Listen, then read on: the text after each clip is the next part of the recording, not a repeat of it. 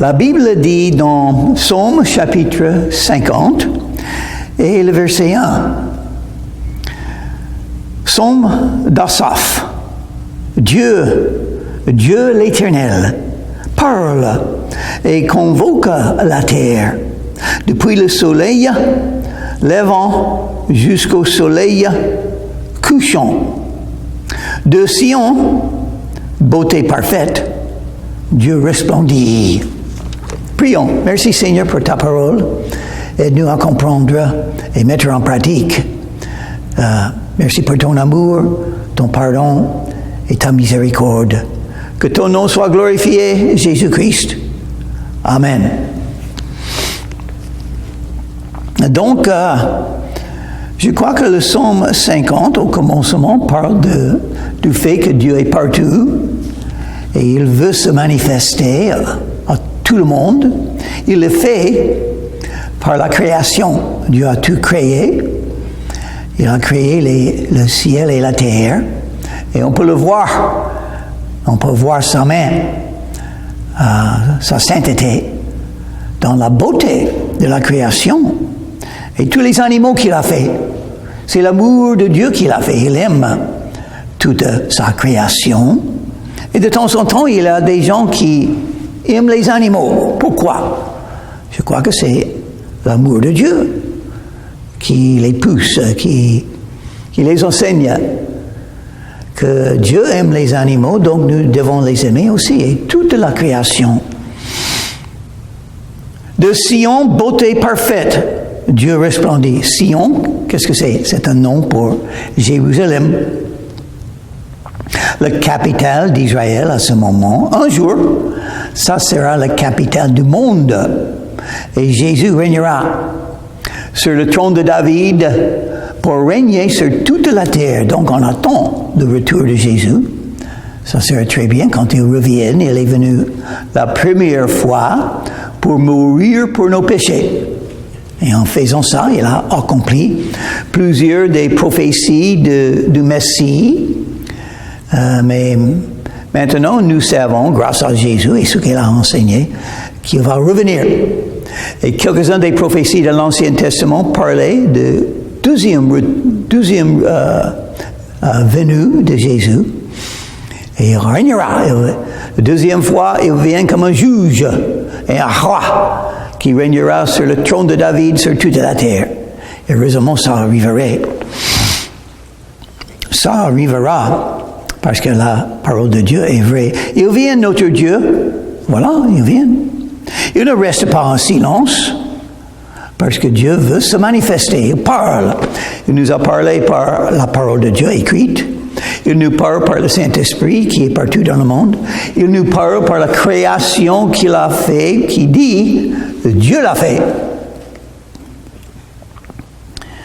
Devant lui est un feu dévorant. Ça parle du jugement. Dieu va juger. Il veut pardonner, mais si on ne reçoit pas son pardon, il va vous juger. Parce qu'il est saint. Il est un juge juste. Il fera ce qu'un juge juste doit faire, punir les méchants, bénir ceux qui ne sont pas méchants. Et grâce à Jésus, nous trouvons la justice de Dieu parfois en Jésus. La seule personne qui était juste dans tous les sens, c'est Jésus-Christ.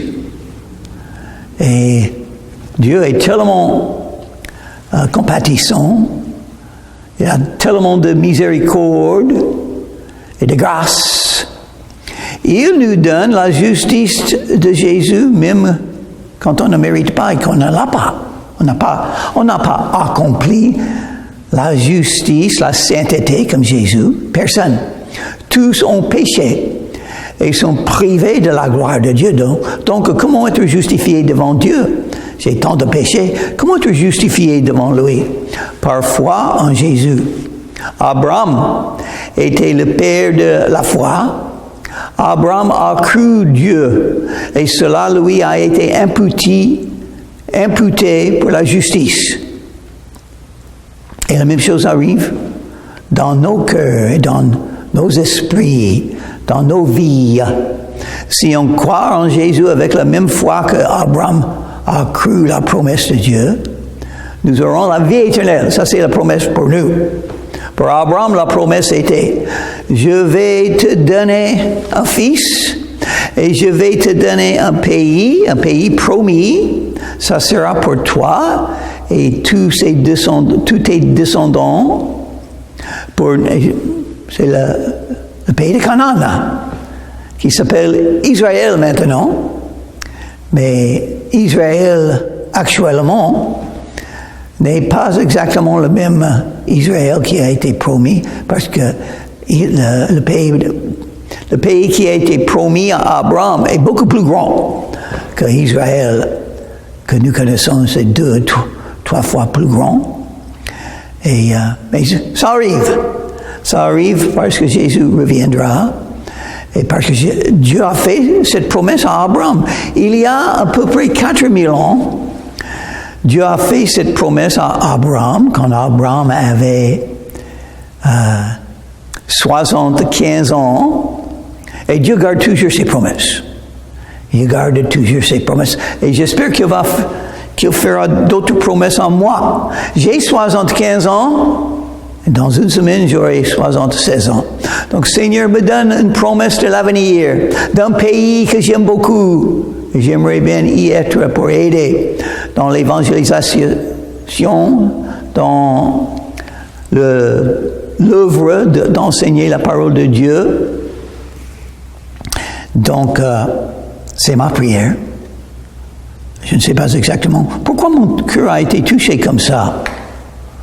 Donc, j'espère, je vais toujours espérer, prier, chercher un moyen de me trouver en France, dans la région du Golfe de Saint-Tropez, peut-être avec l'église du Golfe de Saint-Tropez, EGST. C'est une église bénie de Dieu, avec des grandes possibilités. Donc, qu'est-ce que Dieu fera? On ne sait pas, mais il fera sa volonté. Et nous sommes là pour dire, Seigneur, envoie-nous, appelle-nous, donne-nous les dons pour le faire, touche les cœurs, envoie le Saint-Esprit pour préparer les cœurs et les vies, donne-nous l'amour, le courage et la foi. Mais Seigneur, c'est toi qui ouvres les portes et qui ferme les portes. Donc, on va continuer par ta grâce, on va continuer à faire le tour de la ville jusqu'au moment que Dieu sonne la trompette et les murailles tombent et les miracles sont faits de la part de Dieu. Moi, j'attends ça maintenant. De Sion, beauté parfaite. Quand Dieu fait quelque chose, il fait très bien, n'est-ce pas? On attend la volonté de Dieu, les miracles de Dieu, l'aide de Dieu. Dieu resplendit, il aime se manifester, et il s'est manifesté dans la personne de Jésus-Christ. Jésus est appelé la parole de Dieu, parce que c'est par Jésus, sa vie, ses enseignements, sa mort sur la croix, on voit le cœur de Dieu. On voit l'amour de Dieu. On voit l'objectif de Dieu de tout sauver. Parce que, faut dire, tout le monde peut arriver dans le paradis, c'est possible. Parce que Jésus est mort pour tous, Dieu aime tous, le pardon est là, on peut l'avoir si on choisit à venir à Jésus dans la prière. Une prière simple, mais très sincère, et vous serez sauvés. Romains chapitre 10 et le verset 13. Quiconque invoquera le nom du Seigneur sera sauvé. Autour de lui, une violente tempête. Verset 3. Il crie vers les cieux en haut et vers la terre pour juger son peuple. Une chose que tout le monde connaisse, j'espère, Jésus est un juge. Dieu est un juge et il voit tout, il connaît tout. Donc, on doit avoir peur, n'est-ce pas? Dieu a tout vu dans ma vie, il connaît tout, il connaît les choses que personne d'autre ne connaît, et il les juge. Qu'est-ce qu'il me faut? Il me faut être sauvé. Il me faut être pardonné. Il me faut recevoir un don gratuit de Dieu parce que je ne peux pas mériter la vie éternelle. J'ai déjà perdu, j'ai déjà beaucoup péché. Oh oui, mais je suis sauvé maintenant par foi en Jésus. Depuis l'âge de 19 ans, quand je suis venu à Jésus, il m'a sauvé ma vie. Il m'a donné la vie éternelle et le pardon des péchés. Et je connais Jésus maintenant. J'ai rencontré dans mon esprit. Je n'ai pas vu parce qu'il est esprit. Mais mes yeux étaient fermés le jour que Jésus s'est manifesté en mon cœur. J'ai prié Jésus de tout mon cœur, mes yeux fermés. Je n'ai pas vu, mais je savais qu'il était là devant moi, en train de m'accueillir, en train de me pardonner, en train de m'aimer. Et maintenant, je suis un vrai croyant. J'ai commencé à le suivre. Et grâce à 1 Jean chapitre 1, verset 9, j'ai continué à le suivre. Si nous confessons nos péchés, il est fidèle et juste pour nous pardonner et nous purifier de toute iniquité. C'est ce que Jésus fait. Oh, il est très miséricordieux. Il nous aime tellement et quand vous venez à Jésus, vous entrez dans son amour, même plus. Il vous aime avant de le connaître. Il est mort pour vous. Mais il vous aimerait même plus, si c'est possible, après venir à Jésus avec un amour éternel. Il va toujours vous aimer. Tout ce qui arrive dans votre vie, c'est dû à l'amour de Dieu pour vous. Oui, les épreuves. Il veut vous fortifier. Il veut que vous puissiez croître dans la foi et porter du fruit pour glorifier son nom et faire son œuvre. Parce que nous sommes en train de suivre Jésus, n'est-ce pas? Jésus est allé à la croix. Jésus a été crucifié et nous, ses serviteurs, nous ne sommes pas plus grands que notre maître. Non, nous ne sommes pas plus grands. Il était un homme de larmes et de tristesse. Donc, qu'est-ce qui sera nos vies? Les vies de joie, les vies de victoire, les vies d'amour, les vies de miracles. Mais aussi, il y aura des larmes, des afflictions, des troubles, des tribulations. Oui, parce que c'est Jésus notre maître et le serviteur n'est pas plus grand que le maître. Il crie vers les cieux en haut et vers la terre pour juger son peuple. Le jugement des peuples. Vous êtes un des peuples de Dieu, un enfant de Dieu. Qu'est-ce que c'est la volonté de Dieu pour votre vie? La sainteté. La sainteté. Il faut s'arrêter de faire le péché. Il faut faire ce qui est juste, ce qui est bon, ce qui est selon la Bible et les principes de la Bible qui se trouvent pour les croyants, surtout dans le Nouveau Testament. Selon les enseignements de Jésus, qu'est-ce que c'est le plus grand mot de tous ces enseignements? Aimer. Aimer Dieu avec tout le cœur, toute la pensée, toute l'âme et toute la force. Et le deuxième commandement, c'est semblable là. Aimer ton prochain comme toi-même. Aimer tes ennemis. Aimer les frères et les sœurs en Christ. Vous avez entendu le mot aimer, le commandement aimer. Et aimer les animaux. Aimer toute la création de Dieu. Aimer les non-croyants. Aimer les chefs du pays. N'importe quel pays où vous vous trouvez, il faut être soumis aux autorités, parce que l'autorité, c'est Dieu. Il est le plus grand, le plus haut de toutes les autorités, et toutes les autres autorités ont été mises en place par Dieu.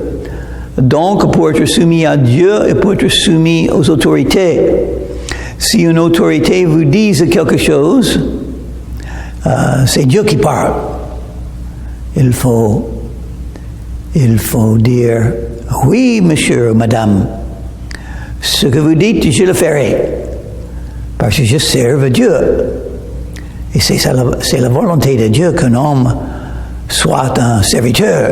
Je ne suis pas un chef, je suis un serviteur, un citoyen. Et les croyants doivent être les meilleurs citoyens de n'importe quel pays où ils se trouvent. Obéissons les lois, payons les impôts, faisons le bien, prions pour les chefs et pour les autorités, les patrons, les policiers, le mari. Il faut les honorer, il faut prier pour eux, ils ont des responsabilités devant Dieu. Ils seront jugés pour comment ils ont gardé, tenu et agir en face de leurs responsabilités comme autorité. Ça sera un jugement assez sévère parce que tout le monde en fait des décisions, mais les autorités font des décisions pas seulement pour eux-mêmes, mais pour tous ceux qui sont sous leur autorité. Donc c'est important de faire ce qui est juste par l'amour. Mais Dieu juge son peuple. Vous avez un choix. Si vous êtes un vrai croyant en Jésus, vous avez un choix après chaque péché. Vous pouvez vous confesser à Jésus tout de suite pour te pardonner, pour rester en communion avec lui et pour ne pas être châtié. Le châtiment des croyants. Parce que Dieu nous aime. Il ne veut pas que nous soyons sur un chemin qui mène à la mort, à la destruction, à encore plus de péchés, qui font beaucoup de mal à beaucoup de gens. Donc on sera châtié. Si on n'est pas châtié, après péché sans la repentance, si on n'est pas châtié, on n'est pas un enfant de Dieu. C'est impossible d'être un enfant de Dieu et de mener une vie de péché sans les châtiments de Dieu. Il juge son peuple. Parce que nous sommes là pour être des témoignages, pour rendre les témoignages de Jésus. Et c'est pas seulement ce que nous dites, ce que nous disons, c'est aussi ce que nous faisons, la conduite, et même la conduite, c'est le fondement, c'est la chose principale, avoir une conduite de sainteté devant le monde, parce que les gens vont nous voir. Ils vont entendre nos paroles, oui, mais ils vont nous voir. Et ce qu'ils voient est beaucoup plus lourd que ce que nous disons, ce que nous pouvons dire. Notre conduite, c'est la lumière, la sainteté. Et si vous n'avez pas la sainteté, et moi non plus, si on n'a pas de sainteté, ça ne plaît pas à Dieu qui est saint. Et il travaille dans nos vies. Nous avons le fondement, en Corinthiens chapitre 3, le fondement c'est Jésus-Christ. Mais il faut construire une maison sur ce fondement avec de bonnes œuvres, avec la sainteté, avec une conduite qui est selon les principes de la Bible. Donc voilà l'importance de lire et connaître la Bible, surtout les enseignements et la vie de Jésus dans les évangiles. 4 évangiles dans le Nouveau Testament. L'évangile selon Matthieu, l'évangile selon Marc, l'évangile selon Luc, l'évangile selon l'apôtre Jean. 4 évangiles. Et ils sont longues. Beaucoup des épîtres sont petits. Mais les évangiles sont longs. Il y a beaucoup à lire, beaucoup pour réfléchir et pour dire, Jésus, tu as été saint dans ta conduite sur la terre. Et je suis appelé à te suivre, à être comme toi. Aide-moi, pardonne-moi, Jésus. Je faillis facilement, j'ai tant de faiblesses, mais je veux croître dans la foi. Je veux apprendre comment être fort dans la foi pour te servir, pour rendre mon témoignage, pour vivre pour toi, pour être une lumière dans ce monde. Verset 5. rassemblez mes fidèles qui ont fait alliance avec moi par le sacrifice. Voilà. Ça, c'est vrai dans l'Ancien Testament. Ça, c'est vrai dans le Nouveau Testament. Dans l'Ancien Testament, ils avaient des sacrifices des animaux pour donner l'image, pour symboliser de ce que Jésus ferait. Jésus est appelé dans la Bible l'agneau de Dieu. L'agneau de Dieu. Donc, Dieu prend un animal, un agneau, et cet agneau doux et gentil et aimable symbolise Jésus. Pas de lion, pas d'ours, pas de tigre, mais un agneau. Jean-Baptiste a vu Jésus, il a dit, voilà l'agneau de Dieu qui ôte les péchés du monde. Apocalypse chapitre 12 et le verset 11, l'apôtre Jean a écrit en parlant des croyants qui ont vaincu le diable. Ils ont vaincu le diable par le sang de l'agneau, par la parole de leur témoignage. Et ils n'aimaient pas leur vie jusqu'à la fin. Il faut tout donner à Jésus, mais il faut se confier en ce qu'il a accompli sur la croix de Calvaire. Il a été immolé, égorgé, tué sur la croix de Calvaire. Il a donné son sang pour nous pardonner, une alliance. Et Dieu a fait une alliance basée sur l'agneau de Dieu. Dans l'Ancien Testament, les animaux ont été sacrifiés. Oui, les prêtres et les autres ont mangé après. Mais le sang des agneaux symbolisait le fait que l'agneau de Dieu serait un jour un sacrifice pour nous. L'alliance de la loi était basée sur les sacrifices. L'alliance du Nouveau Testament est basée sur un sacrifice mieux, plus grand, éternel, le sacrifice de Jésus-Christ. Le Fils de Dieu est venu dans le monde et les gens de ce monde l'ont tué. Mais il savait que ça devait arriver. Il est venu quand même. Il ne s'est pas sauvé, il ne se sauvait pas, Jésus. Il a reçu les tourments, les souffrances, la mort pour recevoir la punition pour tous les péchés du monde. Ça devrait être dur. Tous les péchés du monde.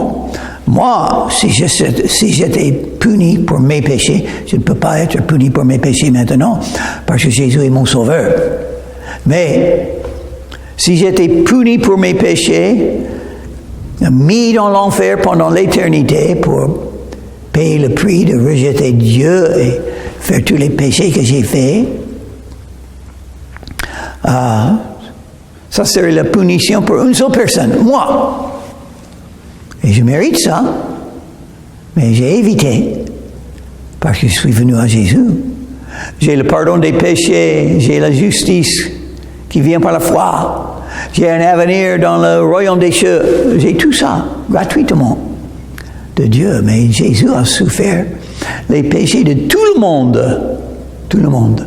Quelle souffrance, quel sacrifice. Et c'est pourquoi nous avons une alliance éternelle, la nouvelle alliance. La nouvelle alliance basée sur le sang de Jésus qui a été versé pour vos péchés, pour les miens. Ne pas croire, ne pas avoir confiance dans le sacrifice de Jésus, on est en train de dire que Dieu est un menteur. Il a donné la bonne nouvelle, la promesse que le salut se trouve dans l'agneau de Dieu. Il faut aimer l'agneau. Si vous aimez les animaux, ce sont des animaux que Dieu a créés. Et en raison que Dieu a dit que Jésus est l'agneau de Dieu qui ôte les péchés du monde, qui donne la victoire sur le diable, qui a payé le prix pour tout péché, Jésus-Christ. Il faut aimer Jésus. Il faut reconnaître ce qu'il a fait pour nous. Il ne faut jamais oublier. Il faut tout donner à Jésus Parce que nous avons maintenant la vie éternelle parfois en Jésus. Donc, il faut tout donner à Jésus. Tous nos cœurs, tous nos pensées, toutes nos forces, toute notre âme, pour suivre Jésus, pour servir Jésus, pour souffrir pour Jésus s'il faut. Il faut être prêt à tout donner. Rendre votre témoignage. Parlez de Jésus. Celui qui me confesse devant les hommes, Jésus a dit, je le confesserai devant mon Père dans les cieux. Je le confesserai devant les anges dans le royaume des cieux. Il a dit 2 fois, dans 2 manières. Il va parler de toi. Un célibataire, un homme qui est célébré. Vous pouvez être un homme ou une femme qui est célébré dans les cieux. On a des célèbres dans le monde actuel. Un homme ou une femme qui ont un don, qui sont belles, beaux, et leur nom est publié, et les gens les voient, les gens parlent d'eux, les gens apprécient les dons qui ont été donnés, et donc ils deviennent des célèbres. Tout le monde les connaît, leur nom, leur visage, tout le monde les connaît. Est-ce que tu veux être un célèbre dans le paradis, dans le royaume qui durera éternellement? D'être un célèbre sur la terre, ça dure quelques années, c'est tout. C'est tout, quelques années, puis c'est fini. Les riches et les pauvres sont les mêmes. Les célèbres et les inconnus sont les mêmes au jour de la mort. Il ne prendra rien de tout avec eux quand ils seront devant Dieu, le juge de tout. Tu as vu toute ta vie. Il sait tout. Tu n'es pas un célèbre basé sur ce que tu as fait sur la terre devant Dieu, mais tu peux être un célèbre basé sur ce que tu as dit de Jésus. Celui qui me confesse, je confesserai. Celui qui me confesse devant les hommes, je confesserai devant mon Père qui est dans les cieux. Écoute mon peuple, et je parlerai. Israël, et je t'avertirai. Je suis Dieu, ton Dieu. Ce n'est pas pour tes sacrifices que je te fais des reproches. Tes holocaustes sont constamment devant moi. Je ne prendrai pas un taureau dans ta maison, ni des boucs dans tes bergeries, car tous les animaux des forêts sont en moi. Intéressant, n'est-ce pas?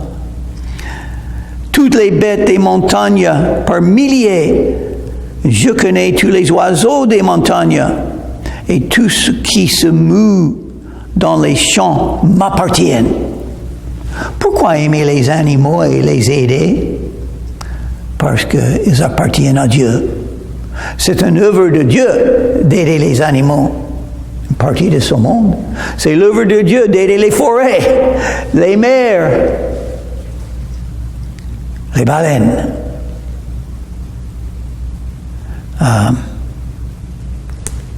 Donc chacun est appelé. Il ne faut pas être cruel à des animaux. Il ne faut pas les oublier. Il ne faut pas que les animaux soient tourmentés dans la vie actuelle. Parce que Dieu les aime. Il les voit. On ne peut pas donner les animaux à Dieu. Tous appartiennent à Dieu. Tous immeubles, tout euro, tout dollar, tous appartiennent à Dieu. Il fait ce qu'il veut. Donc on prie le bon Dieu qu'il nous donne plus pour utiliser pour le servir. Parce qu'on a besoin des immeubles pour commencer des églises. On a besoin de voyager. On a besoin d'acheter les Bibles, d'imprimer les tracts évangéliques. On a besoin des choses pour le servir. Et tout appartient à lui. Tous les animaux, tous les gens, tous les chefs, tous les grands, tous les célèbres, tous appartiennent à Dieu. Il va faire ce qu'il veut.